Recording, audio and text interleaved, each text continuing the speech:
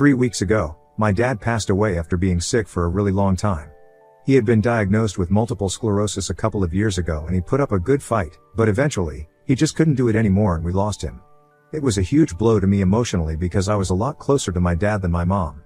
I, 18 meters, did not know how to feel and I was just beginning to cope with my grief when my mother decided that she was going to kick me out of the house so she could move her boyfriend in with her. Within a span of 1 week, I lost my dad, and I also found out that my mother had been having an affair with a coworker all along. I don't know if my dad knew about it, but honestly, it doesn't even make a difference. I was disgusted when she brought home her boyfriend just 4 days after my dad's passing and we had a huge fight after he left. She told me that this affair had been going on for a really long time, pretty much ever since my dad had been diagnosed, and I did not know how it was to have a sick partner, so I had no idea how difficult it was for her, which is why I had no right to judge her for finding love elsewhere. She claimed that she knew that she was going to lose her husband at one point, so in her opinion, there was nothing wrong with what she was doing. It was quite pathetic of her, and I told her so. The next day, I paid for it because she told me that I had to leave and she didn't want any filth from the past in her home anymore. And she wasn't just referring to me, she and her boyfriend had started packing a bunch of stuff from my dad's room in the morning, and by the time I woke up, there were a bunch of boxes in the front yard and my mother told me that where I was going, I could either take the boxes with me or I could leave them there so they could burn it. But either way, it was all going out of their house and they gave me a couple of hours to pack all my stuff so I could leave. I decided to utilize my time packing my belongings instead of arguing with them because judging by my mother's behavior, she was too far gone. And I did not want to put down my dignity by speaking to her. We had pretty much stopped getting along a couple of months before my dad passed away because she had been fighting a lot with him and I did not think it was right to keep arguing with him about petty things and be so horrible to him, especially when we knew that he was not going to make it. And after I found out about the affair, I had lost all respect for her, so I was quite glad to be leaving. I made a few phone calls and after some time, my girlfriend told me that she could speak to her parents and let me stay with them for a couple of weeks until I could get back on my feet and make some other arrangements. I am very grateful for that since I've been living with them ever since my mother kicked me out and they've been very kind. Especially my girlfriend since we've only been dating for 3 months and she really didn't need to do this, but I'm very thankful for her. Anyway, on the day that I left, along with my own belongings, I also took the boxes that my mother had thrown out, which were full of my dad's belongings. I figured that I definitely could not let them burn it, since that would mean losing the last bit of whatever my father had left behind. It ended up with my room being extremely cramped because of all the stuff that was in there, but it was worth it. For the past couple of days, I had been avoiding even looking at those boxes, let alone going through them. The reason for that was quite simple. It reminded me too much of my dad and I was just not ready to go through it. I knew that it would end up with me crying on the floor because I missed him so much already, so I had been avoiding it like the plague. But 2 days ago, I made up my mind that I was going to go through some of the boxes, no matter how hard it was. And I got incredibly lucky because the first box that I picked was full of documents and paperwork from my dad's room. Before he was moved to the hospital in the last few weeks of his life, he was working out of his room in the house since he was in no shape to go out every day. My father was working as a tax consultant in a huge firm, so there was a lot of paperwork about that, and I didn't understand most of it, so I just kept it aside. I kind of made my way to the bottom of the box and there, I found a blue manila file with my name on it and that was it. What I found in there, it's going to finish my mom and I'm here for it. On going through the contents of that folder, I found out that my dad actually had left a will and my mother probably had no idea, or maybe she did and just wasn't telling the lawyer. Not just the will, I also found a bunch of other documents, including the deed to the house, which said that it did not belong to both my parents, but only to my father. After reading the will, I realized that my dad had left the house and all the money that had remained in his account to me. My mother had received his car, which was a big deal because my dad drove a pretty nice car, and the ownership of their vacation home. I realized that my mother had absolutely no right to kick me out of the house because it did not even belong to her anymore or at any point in time. First, it belonged to my father, and now it belongs to me. So far, my dad's lawyer had told me that his assets were going to remain frozen until the court had come up with a way to decide how his assets were going to be divided.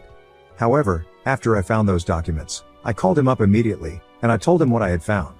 So I invited him to my girlfriend's house and asked him if it would be possible for me to move back into my own house because my dad clearly stated in the will that the house belonged to me, not my mother. And he told me that I was definitely free to do that if I wanted to because my mother had to kick me out in the first place, at least not without proper notice.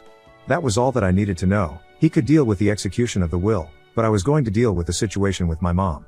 I called her up immediately afterward, and I told her that I had found out about the will that my father had left. He had stated that the house was going to be left to me and so was all the money in his bank account. She was silent for a couple of minutes and said that it did not matter to her, but I told her that now that the tables had turned, I wanted her to leave the premises because the house had never really belonged to her. Neither had she ever done anything to earn it. She had been horrible to my dad and now she was being horrible to me. So I told her that I wanted her out by the end of this week, and that's when she started groveling. To be honest, I had actually expected her to start arguing with me because that's how she has always been, argumentative and nasty to everyone around her. Instead, she started begging me not to say anything or do anything because she had convinced her to move in with her by telling him that she would handle everything for him. Apparently, her coworker had also been married, but had recently filed for a divorce, and his ex-wife was demanding a huge amount of alimony, which was fair enough because he had cheated. So he had been worried about it, and my mother had told him that she would handle it all for him, which meant that she would let him stay with her, so he did not have to worry about where he would live or about rent and other miscellaneous expenses. He could just focus on his divorce. Now, if I came up to them and said that the house did not even belong to her, she would be screwed. So if I decided to talk to her boyfriend, not only would she end up without a place to live, but she would also end up alone.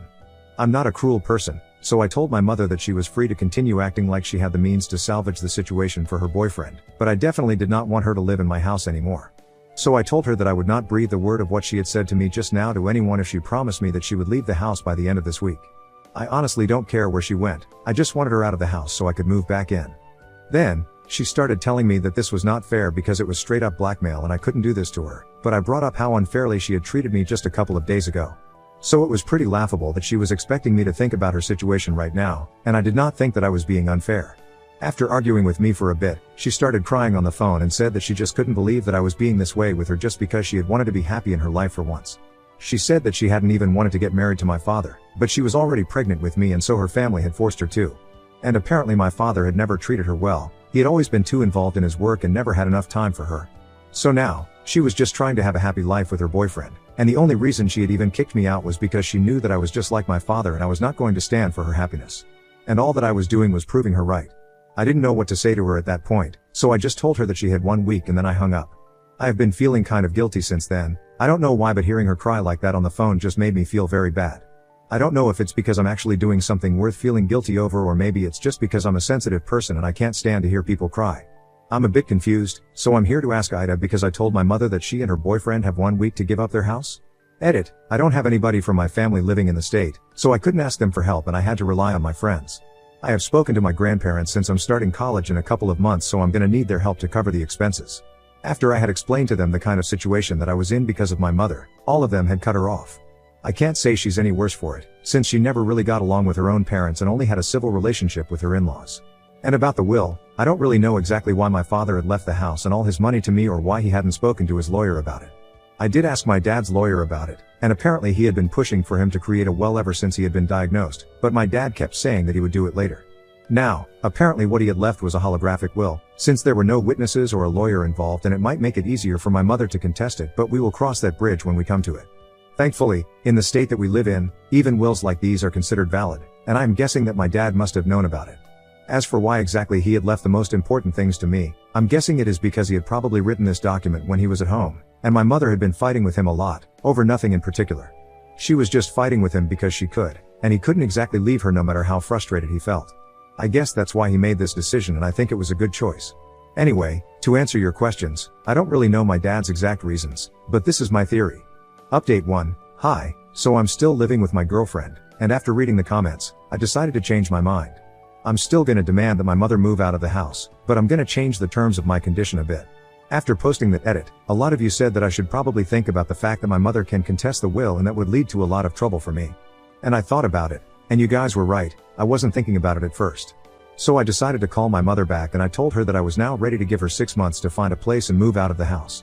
She seemed pretty surprised when I said that because we hadn't spoken since our last conversation, so she didn't have an explanation for this change of heart.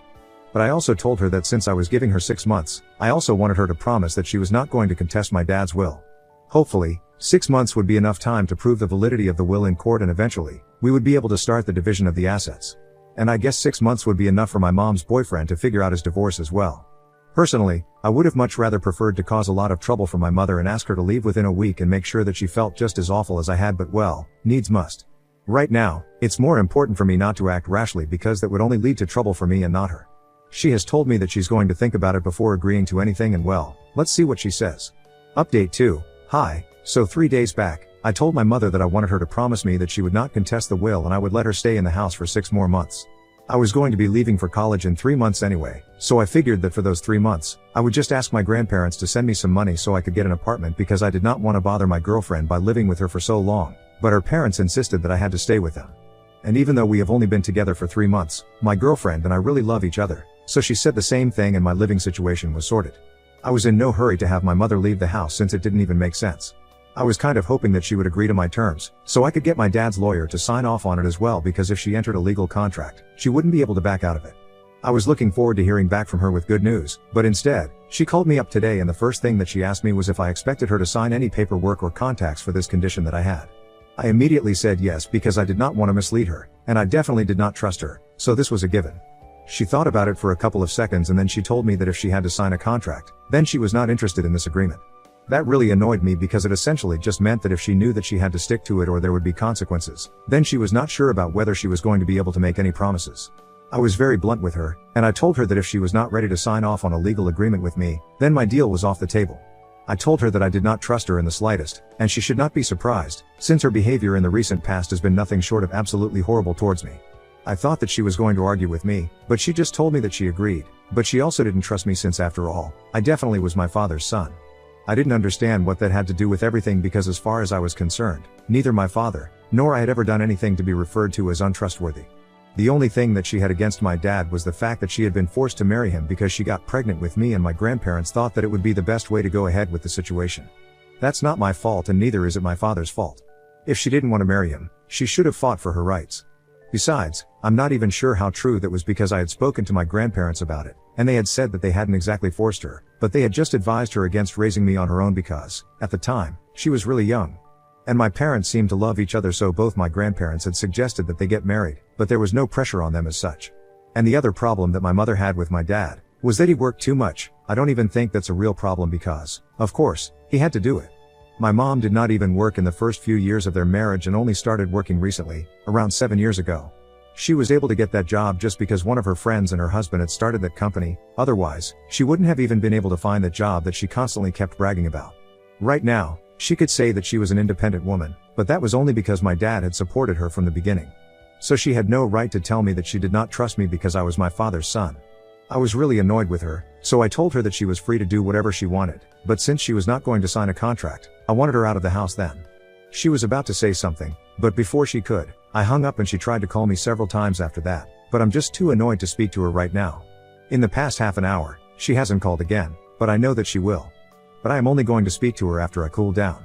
Update 3, my mother did not call me again after the last conversation that we had, which I had mentioned in my last update. I kept waiting for her to call for the next 2 days, but she only called me today. I was kind of nervous because I didn't know what to expect, to be honest. On one hand, I really wanted her to sign off on the deal that I had suggested, that I let her live in the house for 6 months until she's able to make other arrangements for herself, and in return, she doesn't contest the will. I thought I was being really fair, but after the last argument that we had, I didn't know if she was going to agree to it now. So when she called me up today, I tried to be as polite and civil as possible because this was not just about her, I had something to lose as well. I had been hoping for good news, but unfortunately, as soon as I picked up the phone, she told me that she had made her decision and she had decided she was not going to sign any contract. Instead, she was definitely going to be contesting the will and she had even spoken to a lawyer regarding it as well. I was taken aback because that obviously meant that she was not going to be living in the house anymore since it belonged to me. And I told her that if she was going to contest it, it meant that she was no longer going to live in my house anymore. I thought that it would bring her back to her senses, but she just told me that I had no right to take her out because so far, the will hasn't even been approved as valid. And she had a point, but it also meant that she had no right to kick me out either since we are in a bit of a gray area right now, so I told her that we were probably just going to have to all live together until the probate was over. Obviously that idea made her really uncomfortable and after a couple of seconds, she told me that she was going to find a place to live, but she was going to take her own sweet time because I had no right to tell her what to do. Once again, I told her that she was free to take as much time as she wanted, but I was going to move back in by the end of this week. Then, she started yelling at me and said that I was being a complete nuisance and she had done absolutely nothing to deserve this kind of harassment that I was putting her through. I almost did a spit take at that point because my harassing her was the biggest joke of the century. Anyway, she just kept trying to yell at me, but I just hung up because I didn't think we had anything more to talk about. She has made her decision and I don't think I can influence it anymore, so I'm gonna do whatever I think is the right thing to do. And she can't stop me either. And she just has a measly stupid boyfriend who is going through a divorce himself, so I don't think he's going to be any help to her, whereas I have the rest of my family and even my girlfriend and my friends on my side.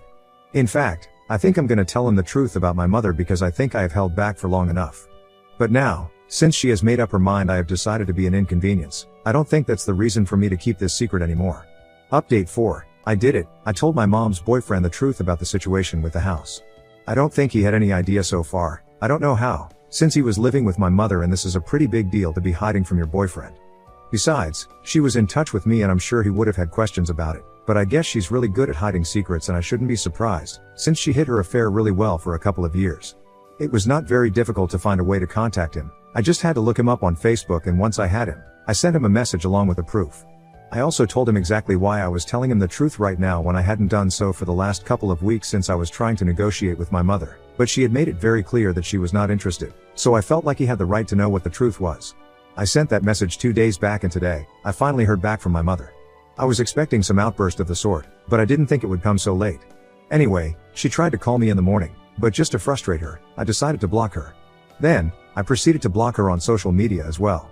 Eventually, with no other way to reach me, she decided to create a false email account and send me a message from that address. She told me that she hoped I was happy now since I had created a bunch of drama between her and her boyfriend for no reason, and he had decided to leave her and go back to his wife to try and work things out.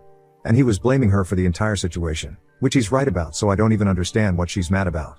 Anyway, it was a really long message about how she was going to make sure that I paid for this heavily, and all I could think of was that she could bring it on.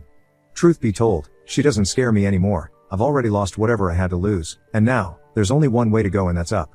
So I'm really looking forward to the court case. Update 5. Hi, guys. So I haven't updated you guys on what has been happening in my life for the past year, and I think it's about time that I do so. Like I said, I was looking forward to the court case, so my mother did actually end up contesting the will and the case went to court. My dad's lawyer and I decided to fight as hard as we could, and long story short, after 8 long months, we were finally able to get a verdict in our favor. The will was definitely valid and it was going to be upheld. This happened 2 months ago and I am still really happy about it. She had to give up the house and we don't have any contact with her anymore, so I don't know what she's up to, but I'm glad that she got her karma. Even her own parents are not in touch with her anymore, so I'm pretty sure that she can't be leading a happy life right now. My neighbors told me that the day that she left, her boyfriend had come to help her out, so I'm guessing that maybe they are back together again, because I'm pretty sure that no self-respecting woman would take back a man who had cheated. So I'm sure that that guy's wife had rejected him and he had to come crawling back to my mother to patch things up, and my mother, being the person that she is, had gladly taken him back. Honestly, I'm glad that they are back together because they deserve each other. I'm pretty sure my dad is there, smiling at me from heaven because I've proven myself to his son, resilient and strong and always standing for the right thing. I'm in college right now, about to start my 2nd year. My grandparents are supporting me financially for now and they are going to do so until I have a job, so I'm very grateful for them. I know a lot of you want to know what is going on with my girlfriend. She is also in college and we meet on the weekends every time. We are even planning a short getaway, just the 2 of us, this weekend. So we are still going pretty strong and we plan on taking this forward since we are pretty serious about each other. Right now, life is pretty peaceful and I'm very happy that I'm at this stage because getting here was the hard part. After this, everything else seems like a piece of cake.